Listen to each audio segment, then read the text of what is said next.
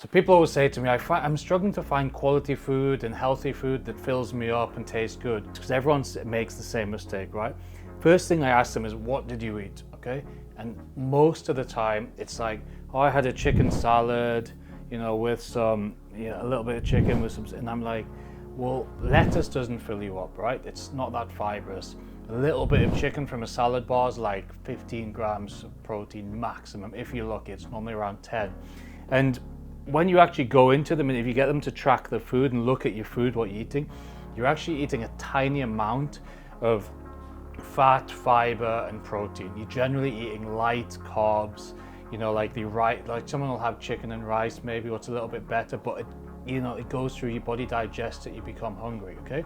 So how do we stop this? So there's a couple of ways to stop it, and it is protein and it is fiber, and it's not to be scared of fat. I think people have got a bad perception of fat through the government, having a horrific health policy over the last 50 years, which is obviously where we are now.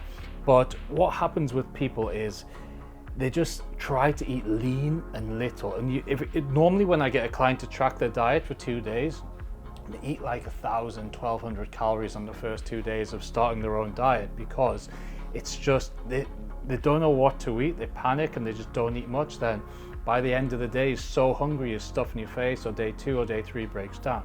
Okay, so what we need to do is increase a lot of fiber, a lot of fat and protein.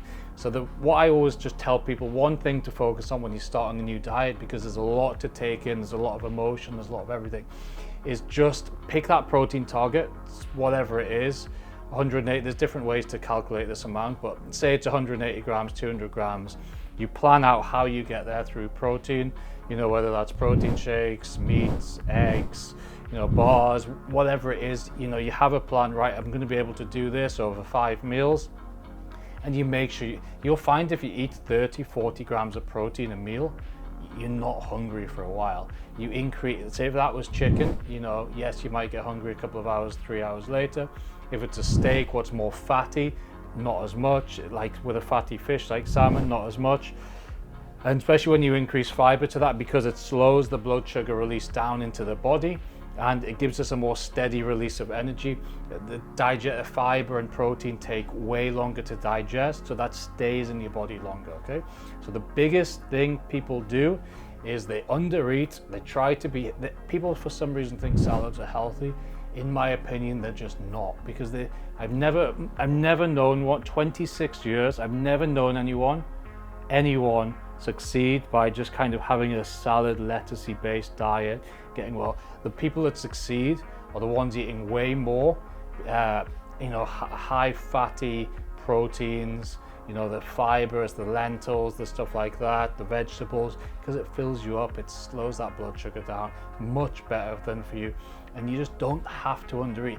The best way to get someone a good result over 3 months is making them eat as much healthy food as you can, because it's not easy. When you look at the calories of a healthy meal, healthy day, super healthy, I don't recommend you go that healthy, but like I'm saying as an example, like salmon, broccoli, they're kind of your staples, your rices. It's a lot of food to eat every day. People are always like, oh, it's too much food. So, but then obviously you add a Mars bar, you add a croissant in there, it's like a quarter of your calories for the day.